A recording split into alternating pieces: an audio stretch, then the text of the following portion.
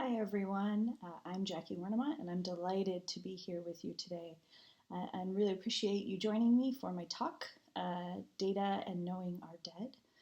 I'd like to thank you in addition to for being here, right, and taking the time during the pandemic, which I know continues to exact a pretty significant toll on many of us. I want to thank Maria Ocando Fanol for the invitation to join you here, as well as the Online Teaching Institute and generally the College of Bryn Mawr for inviting me to speak with you. And I appreciate you taking the time to sit and think about what does it mean to gather data about our dead, to think about visualizing or haptifying or somaticizing or some other way of materializing information about the dead in our communities. It's obviously a deeply timely topic. And so now on to our talk.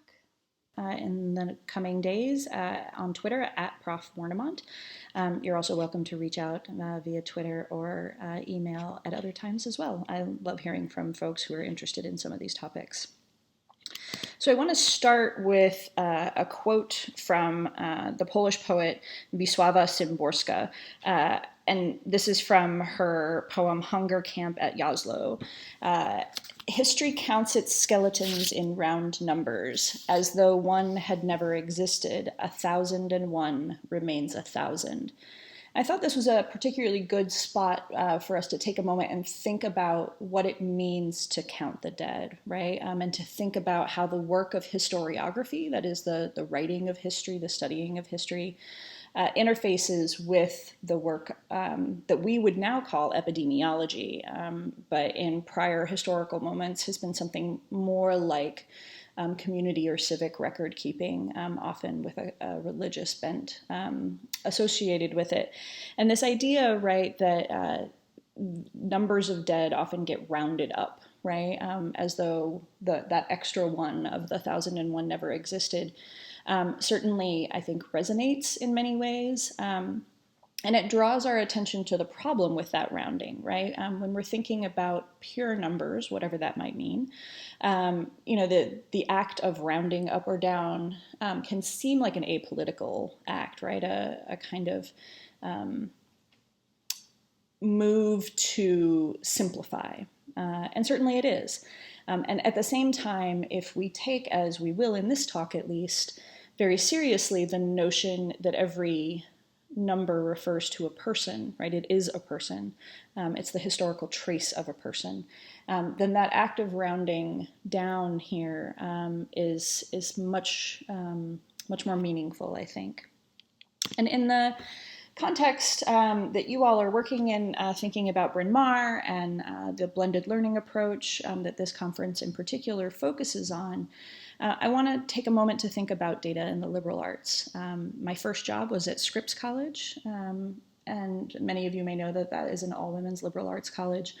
And one of the appeals for me of coming to Dartmouth was a return to liberal arts education. And while I say that that was appealing, I also want to acknowledge that these are complicated histories, right? The history of data and data collection is certainly one much longer than I can get into today. And the same is true in some ways for the history of the liberal arts, but there are some sort of important contours, I think, that are worth attending to, right? And in the liberal arts, the liberal here is referring to something that's much more of a moral or philosophical definition of the term, right? Pointing towards equality amongst people and implying or sometimes explicitly stating a kind of civic responsibility.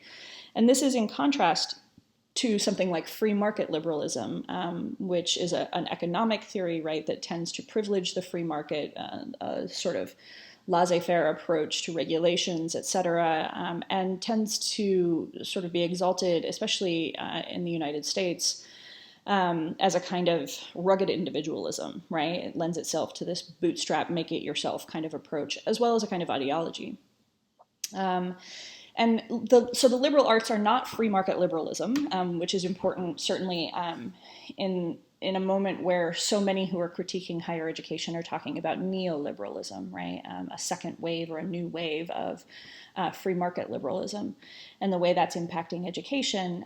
And in many ways, the liberal arts educational model of the 21st century is trying to push against some of that, right? To instead focus on the social justice issues of equality, to focus on civic, political, artistic, community engaged action, right?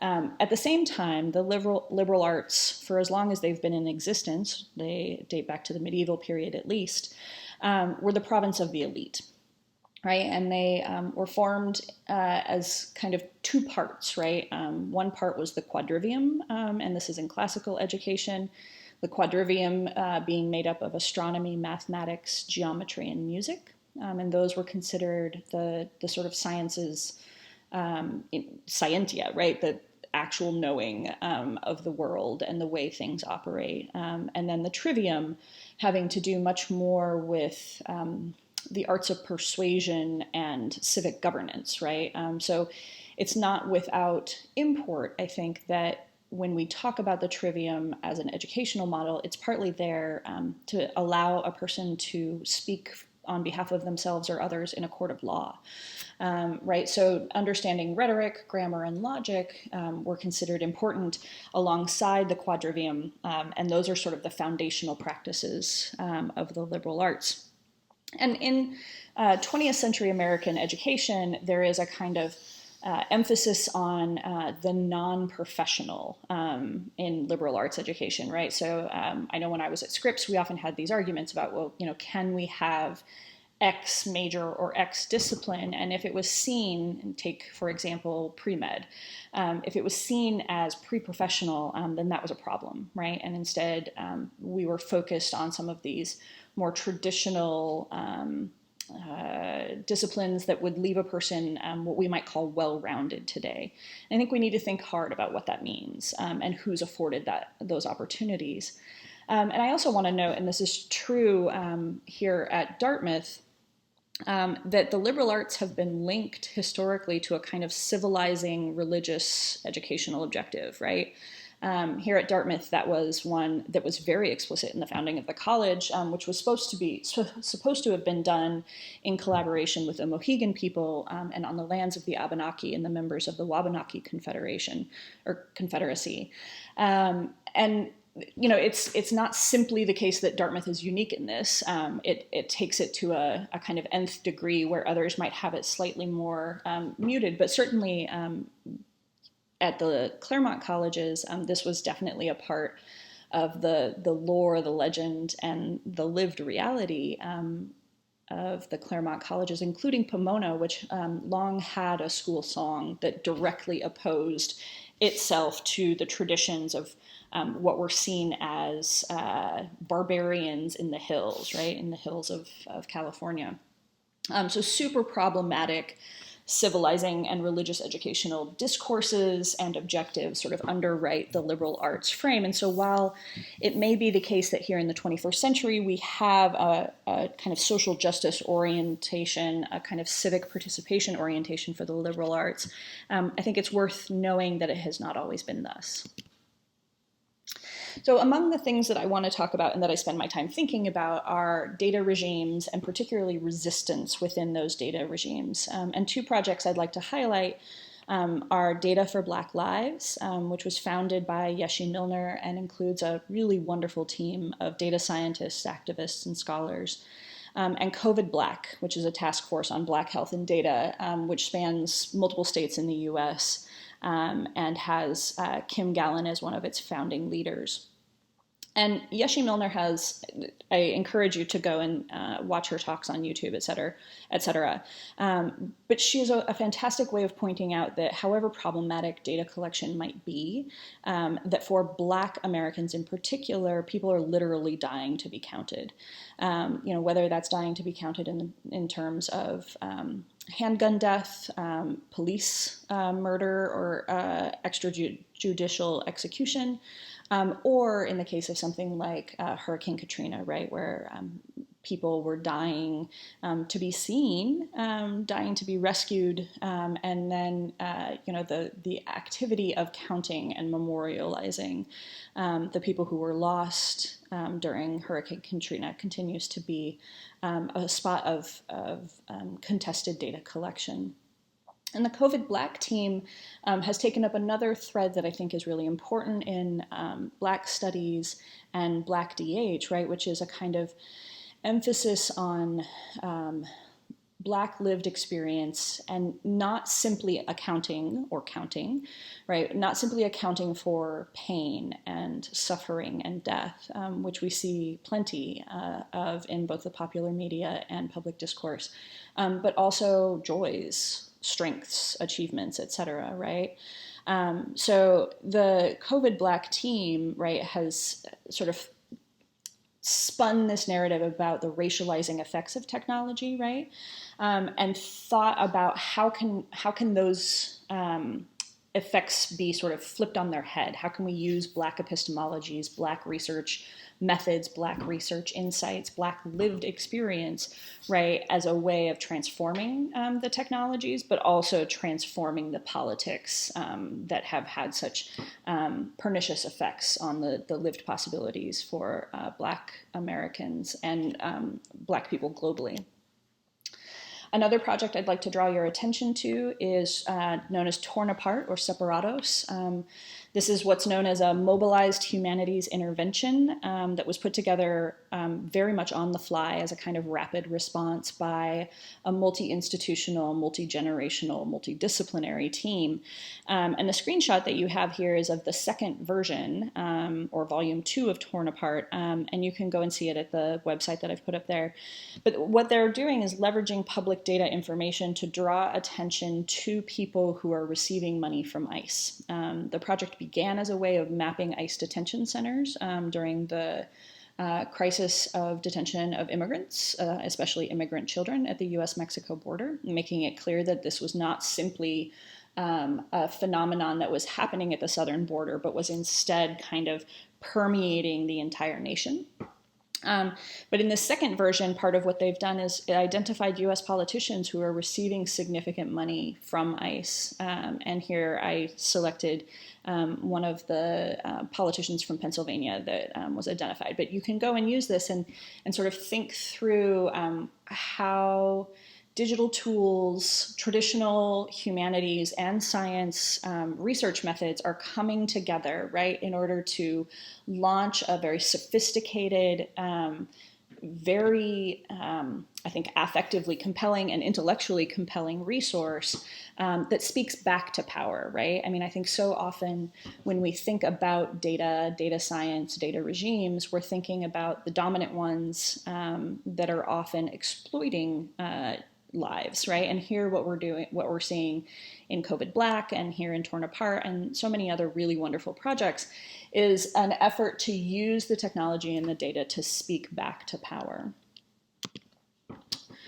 Another sort of area of focus are the places where data and art meet. If you're not familiar with Georgia Lupi's work, I really recommend taking a look at it. I teach with her and her collaborators Dear Data, sort of epistolary exchange, right, where they send one another data visualizations, et cetera. It's a great book. I highly recommend it. But I really appreciate Lupi's definition here of data humanism, right? And you can see the ways in which it sort of pushes back against some of the dominant narratives around data, right? So focusing on small data, on data quality, on recognizing and perhaps even celebrating the imperfect, subjective, inspiring, serendipitous qualities, right?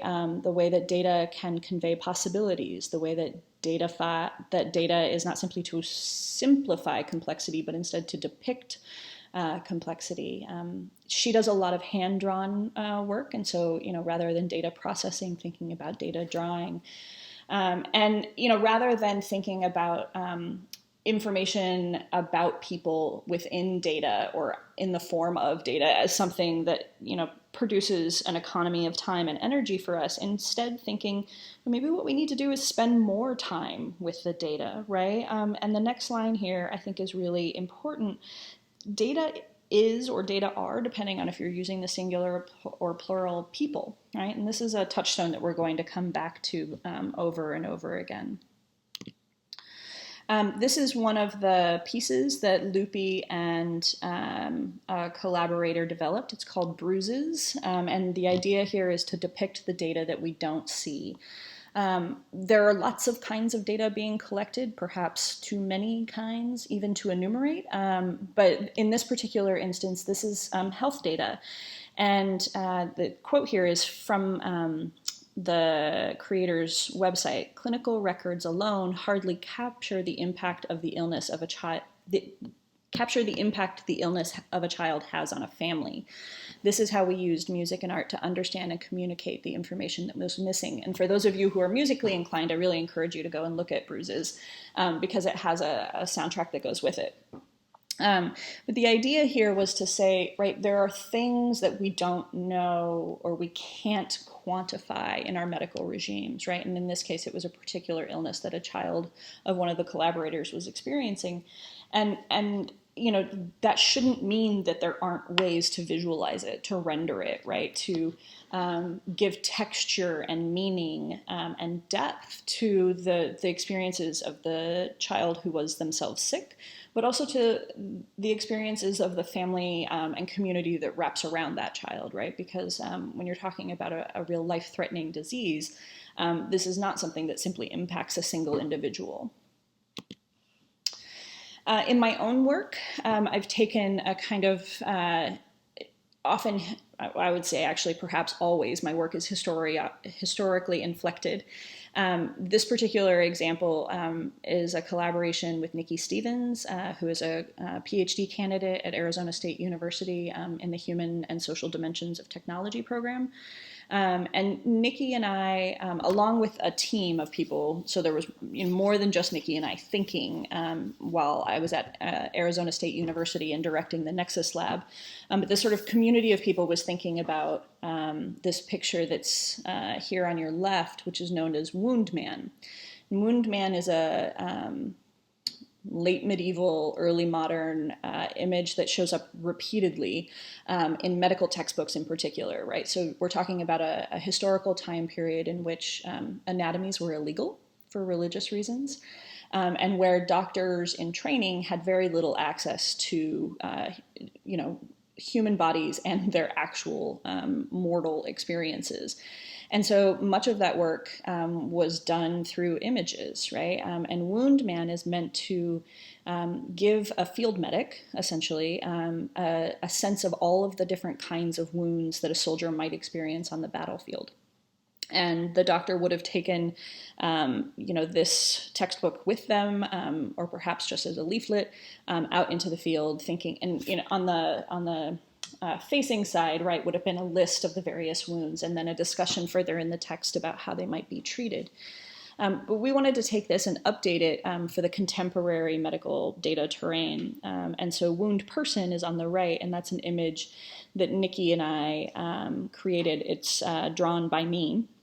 And the idea here was to visualize the different kinds of data that is being collected from the human body in the Internet of Things, right? So thinking through the range of devices that might be fit for a human body, and this was as of 2018. We tried to come up with a comprehensive list of those devices. And then also thinking about the kinds of data that are gathered from those devices, right? So if you're thinking about an ankle monitoring device, right, versus something like a data gathering device that is intrauterine, or something that is worn on the clothes, or even an ingestible. So thinking, using the kind of motif of Wound Man and sort of understanding the possible harms that the early modern and medieval body could experience, we wanted to think about the kinds of data-driven harms, right, that the contemporary person might encounter.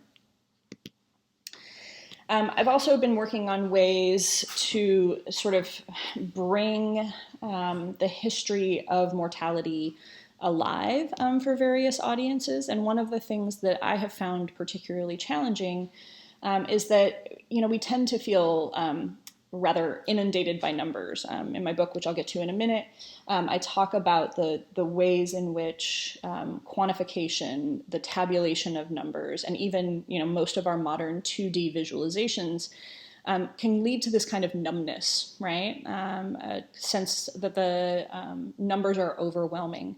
In my work, I talk about this in terms of the arithmetic sublime, right? Things that are so big that what we do is we take pleasure in watching numbers sort of manage and control them. We know that they exceed the human imagination. And so, we sort of celebrate the power of the rounded up, the whole number, right, to sort of contain those tragedies.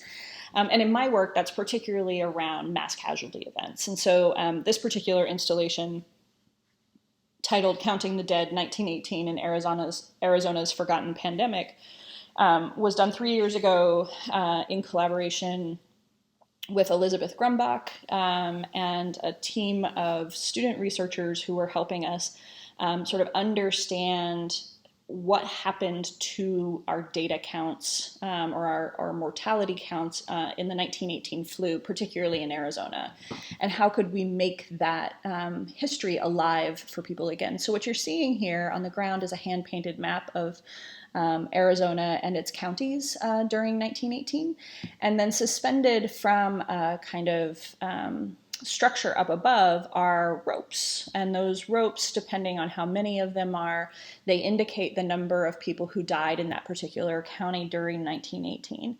And in addition to sort of being an investigation into how we might create installations that create a more affective, more embodied understanding of mortality numbers, it was also an archival project, right? So we went back as a team and reread every single death certificate from 1918. And the official Arizona Board of Health flu numbers were really quite low, right? So 519 were reported, 519 casualties were reported, and that's the blue that you see here on this graph.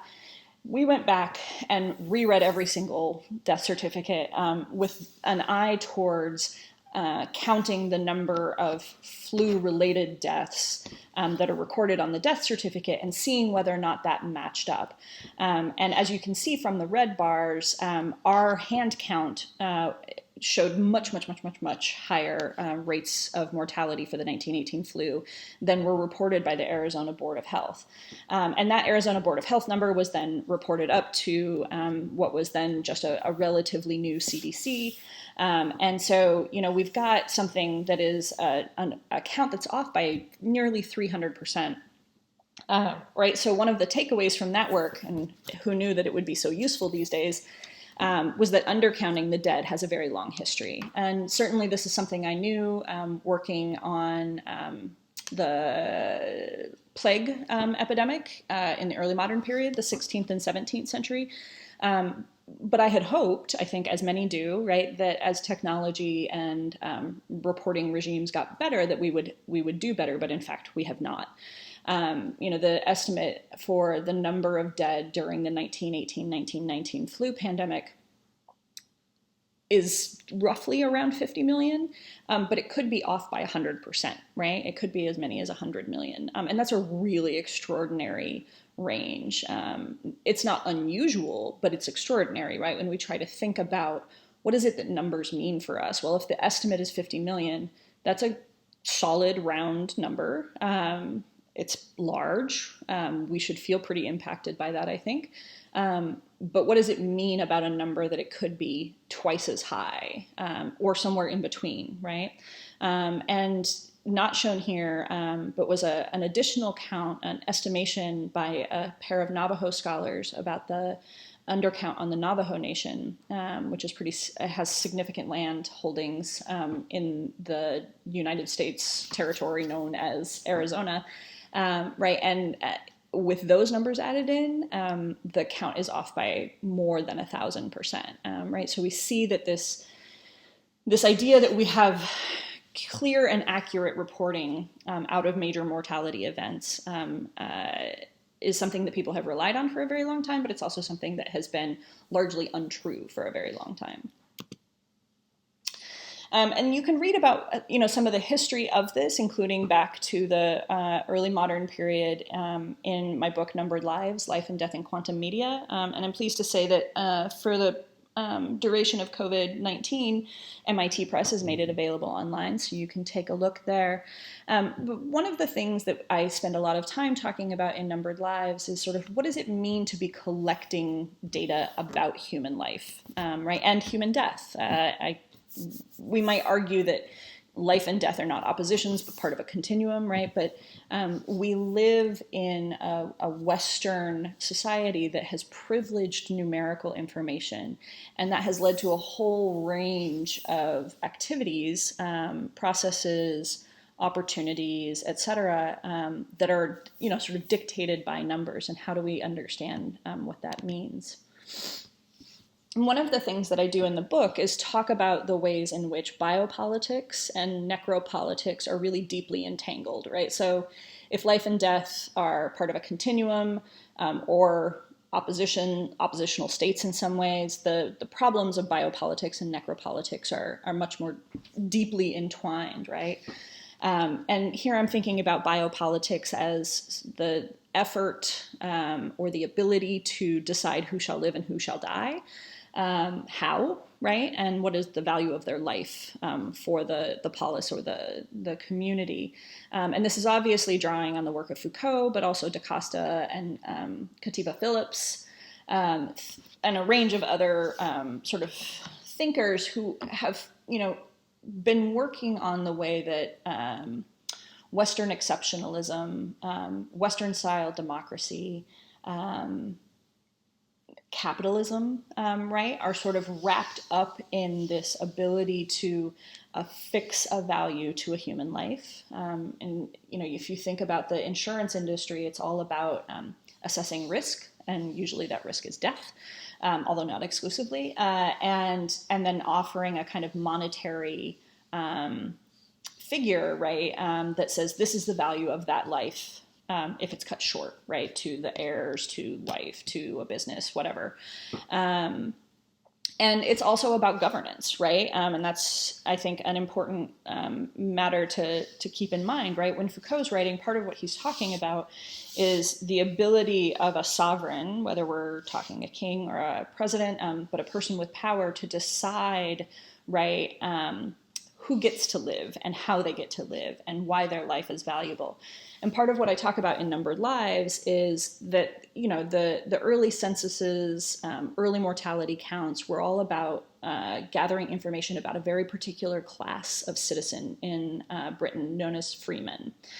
So these would have been large, I think, exclusively white, largely Anglican, although not exclusively, British citizens, right, who were men mostly, and men of means, right, so business people, landholders, etc.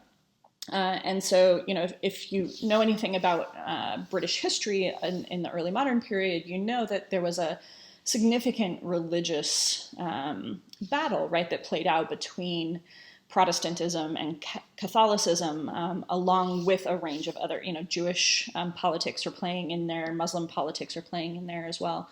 But in the case of Britain, the people who are counted are the Anglicans. And that means that Catholics are not counted. It means that Jews are not counted. It means that Muslims are not counted. It means a whole range of people aren't counted. People who commit sins that would have them excommunicated and not fit for burial. So sex workers, for example, were not counted in the same way. And that, I think, should really shape our understanding of the history of mortality counts, but also the sciences and governing practices that evolve from that, right? Our current model of epidemiology comes straight out of that. Our current model of population science comes straight out of those practices. And those practices were grounded in the life and death experiences of a largely affluent, white, Anglican, male populace, right?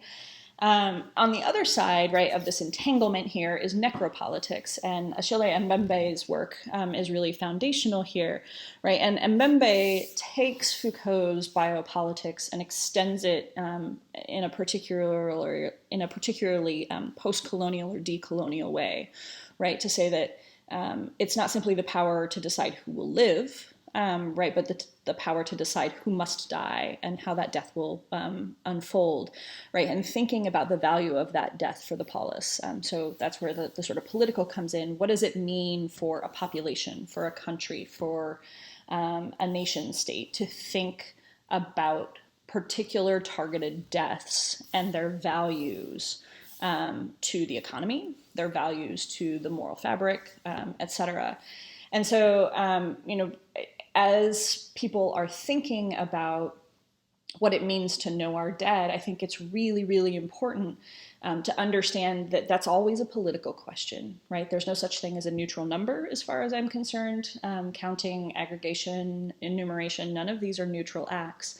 But at a higher level, right, at a kind of political level, which means we're talking about systems over populations, we cannot think about the representation of our dead without understanding both the biopolitical and the necropolitical implications. And that brings us to our contemporary moment. And, it's one of the strangest experiences I've ever had of being a scholar of the history of mortality events to then live in the midst of a major mortality event and to see some of the things that I read about, write about, et cetera, sort of unfolding in real time. But it's also really, really important that we sort of sit and bear witness, right? I'm not necessarily coming up with hot takes these days because I think the work is too important for that. But I do gather enormous amounts of data, gathering, op-eds, gathering people's behaviors, gathering COVID dashboards, as we'll see in a minute, gathering tweets, gathering Instagram posts, right? Thinking about where, why, and how people are counting. And one scholar has described this as a kind of body count blackout, right? And this is Inawala Deborah Raji, who we have quoted here, sort of theorizing in her piece, The Discomfort of Death Counts, the way that we exist inside of a body count blackout right now, certainly in Britain or the UK and here in the United States, when the mortality numbers are a site of obvious political contestation. One thing that I would note, there have been many people who've said, oh, now CDC data or mortality data is political. It's always been political. But the nature of that politicization is being is being highlighted, right? These fights are playing out in the public, whereas I think they tend to play out in administrative spaces otherwise. Right, but right now we're very aware of our inability to get the data in some ways, right? And here with Raji, I would return to this idea, right, that data are humans, and as she puts it, humans to be seen, maybe loved, hopefully taken care of. Data science is human subject research. And obviously that's pulling on some of the language of the social sciences, right, where you're doing human subject research and you have people to whom harms might accrue. But I think, beyond that sort of, are you harming a living person, which is obviously less of a concern, although not a concern when we're talking about mortality counts. I think it's worth saying, right, that what the traces that we have in data are traces of people, right? And those people deserve our care, if not also our love. And I think, that would totally upend, I think, the approach to data science in many ways if we thought, okay, before you approach this data set, you need to love the people who are represented here. And I think that upending might be really positive. It would be really hard, but I think it might be really positive. And Candida Purnell, who's the second quote here, talks about the ways I sort of opened with this feeling of numbness, right? And she's got one account of this. She says, while faces of the dead have remained elusive and the population has been separated out into enclaves, throughout this pandemic, I, along with the rest of the population paying attention, have been bombarded with numbers. And of course, every day there is a new number to take in as the daily death toll rises. And yet, I have felt distinctly out of touch with the pandemic, finding the numbers numbing. And that's part of what I was talking about earlier with this kind of arithmetic sublime, right? The ways in which death counts can be numbing, but they also can sort of produce the illusion of control, right? And that's part of their value, however problematic that illusion might be. Now, I will say that one of the things that I've seen in this particular pandemic is that before the absence of numbers, right, our kind of data, our body count data blackout, there was already an absence of numbers, right? And there's a quote from two reporters here on the right side. Without testing, there was only one way to know the severity of the outbreak, counting the dead. Right, and so here in the United States, we had this illusion that the outbreak wasn't really happening until March, probably, maybe early or late February. But that was not the case, right? We would not have had instances of people who had died from COVID-19 in March and April if we had not had infections earlier, right? And in the absence of testing, the only numbers we have are the numbers of the dead. So we've been struggling with this from the beginning, this question of the numbers, and we will continue to struggle with it. As I was talking about before, right, we've got this politicization of the CDC. Here on the left-hand side, this is the page that's supposed to be COVID-19 case updates, right? And you can see that you get an oops missing page. This was just taken 2 days ago. On the right-hand side, in a post from May 20th, right, well preceding our current moment in which the president has indicated that hospitals should not report to the CDC, we already had a problem with the numbers. It says here in this flag above, the data on this page was collected earlier in the COVID-19 outbreak. Due to ongoing community spread of the virus, this information is no longer relevant to understanding the current situation, right? And that's May 20th. That was quite some time ago.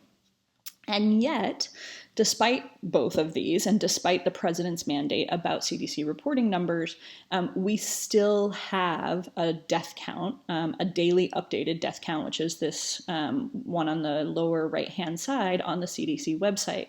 And so we've got this interesting tension, right, between numbers that remain present but maybe aren't accurate, numbers that are being taken away, trying to figure out what numbers to follow, who's the trustworthy source. And that I think is perhaps one of the most difficult things about our contemporary moment. But as the 1918 influenza and the 1660s plague outbreaks suggest, it has always been this way, right? Every time the nature of the difficulty has been different, but the goal of having good, clean, accurate numbers has never actually been achieved. And I want to give you a sense sort of just of kind of how overwhelming, I'm sure many of you have seen these, right? These are visualizations on the left-hand side from the CDC, and on the right-hand side, the COVID tracking project, which is underwritten by the Atlantic magazine, right, where you've got what appears to be a kind of accurate rendering based on census tract data and mortality data, right, so that you can sort of visualize the hotspots, et cetera. Down there on the bottom left is Pennsylvania, which may look familiar to many of you.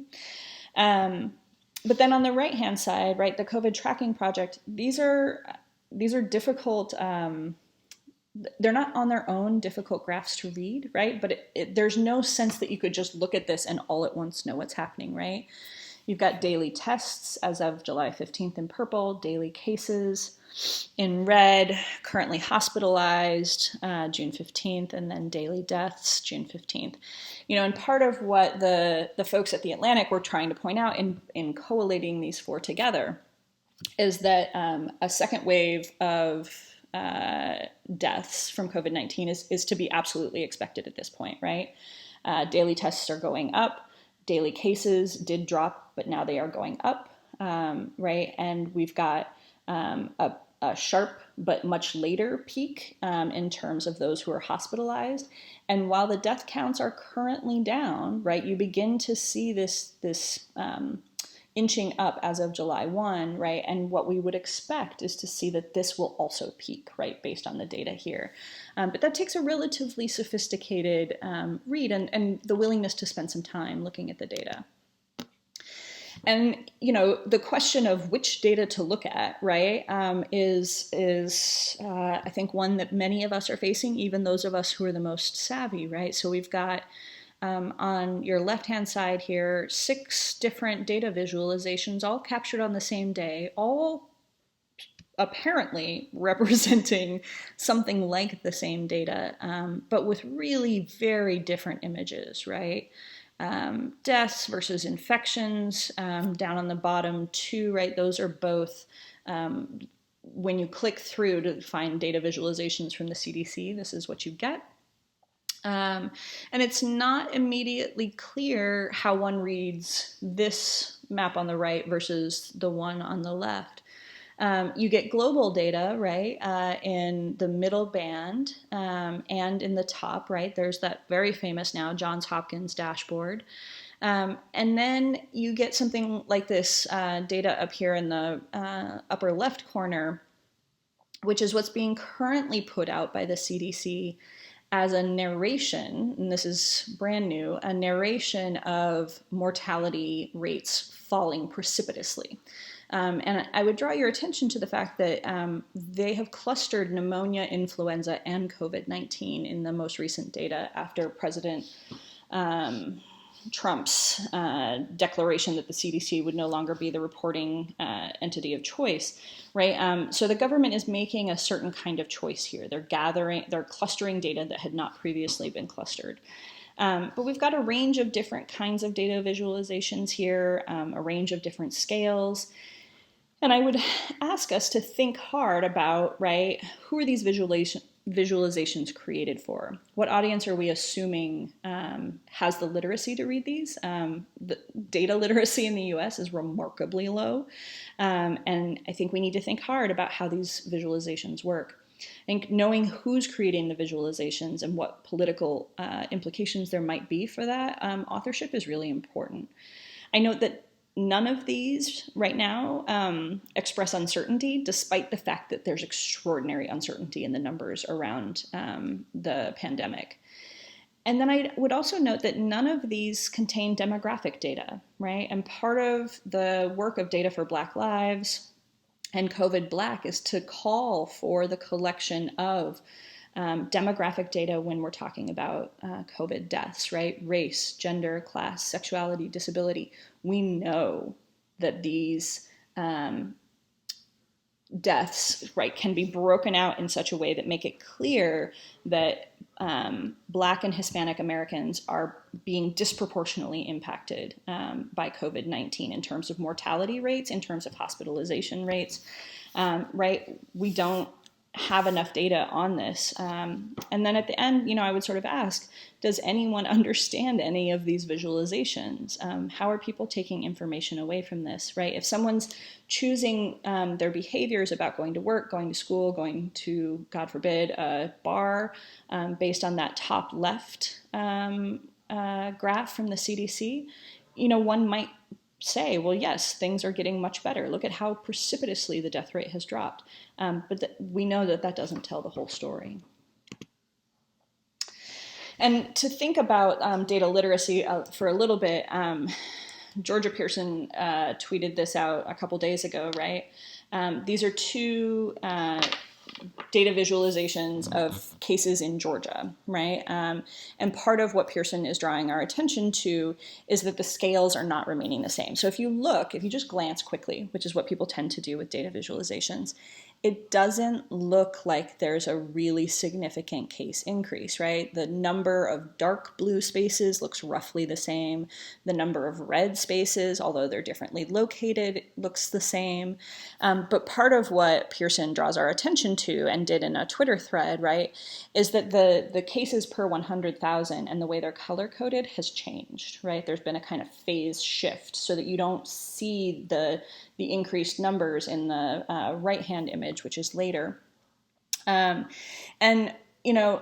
Pearson called this out on Twitter, and then a number of data scientists said, well, but this kind of data visualization isn't meant for comparison, right? They weren't intended to be side-by-side comparisons. And yet, I don't think that's how most people understand data visualization, right? If they go to the Georgia Health Services website, or they go to some press outreach, right, and this is what they see over time, right, I don't think they're wrong to take away from that, oh, things don't look like they've changed very much, right? The comparison is something that I think is very likely to happen when you put things side by side. People are looking for change over time, and they're looking to get that information quickly. Andy Kirk, who wrote one of the many handbooks on data visualization, right, notes that data is designed, or visualization is using data to facilitate understanding. And I think we have to ask ourselves, what kind of understanding is being facilitated here?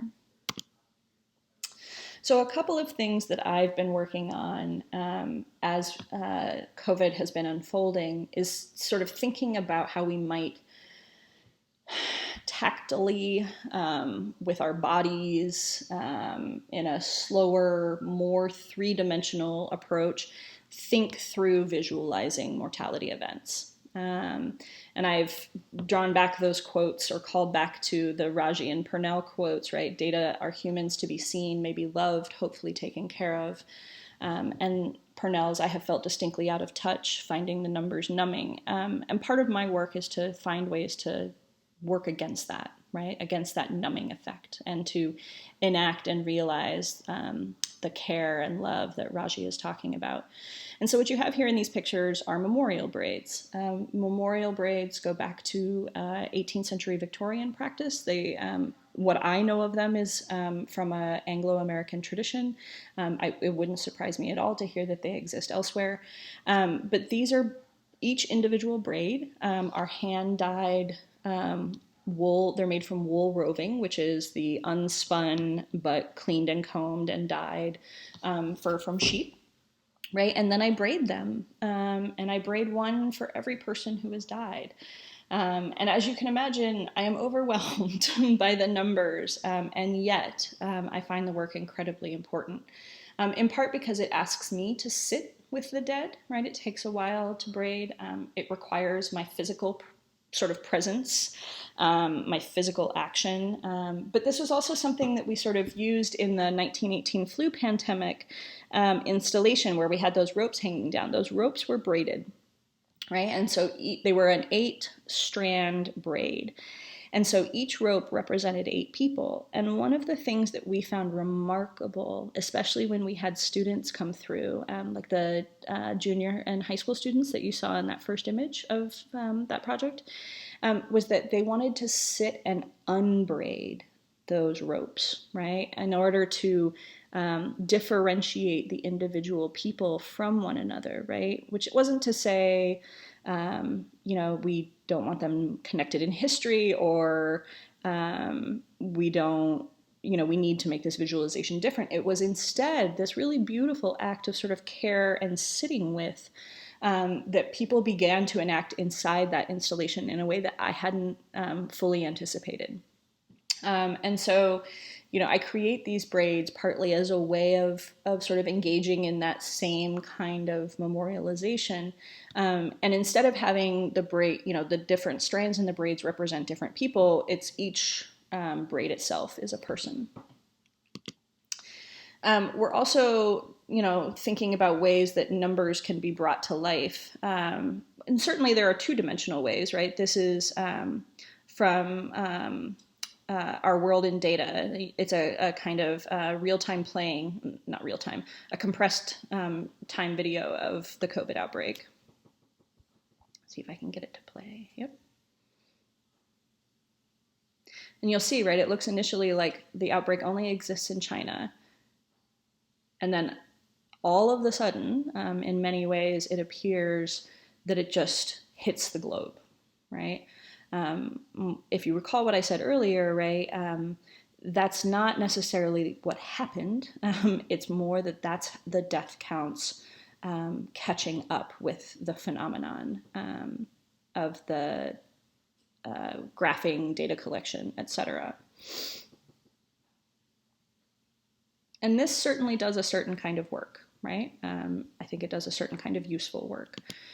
But we're also working on something that would allow us to visualize, again, in 3 dimensions. And this is with a former master's student of mine who's now graduated named Christiana Rose. And what we're trying to do is map infection rates in our small community, in the sort of smaller, closed-ish community of Dartmouth.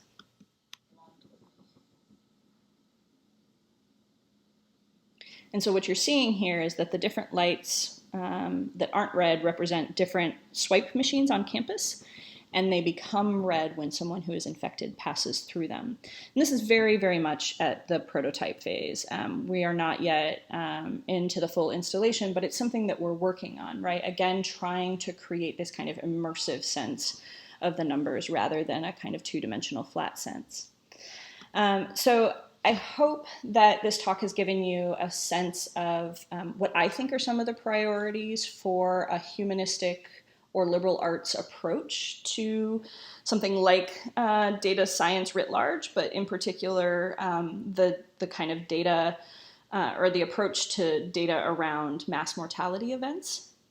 And I hope it's given you, the opportunity to think through different ways in which we might be able to ask more of our data. We might be able to use our data to speak back to power, right? How can we leverage data for the social justice, civic engagement principles of a liberal arts education? But also, how might we work against that numbness? How might we find ways to care for the people who are the data, and perhaps even to love them? I appreciate you spending time with me today. Thank you very much. And please check out the work of the scholars and artists, collaborators that I've mentioned here in the talk. And I'm happy to talk through questions, ideas, inspiration.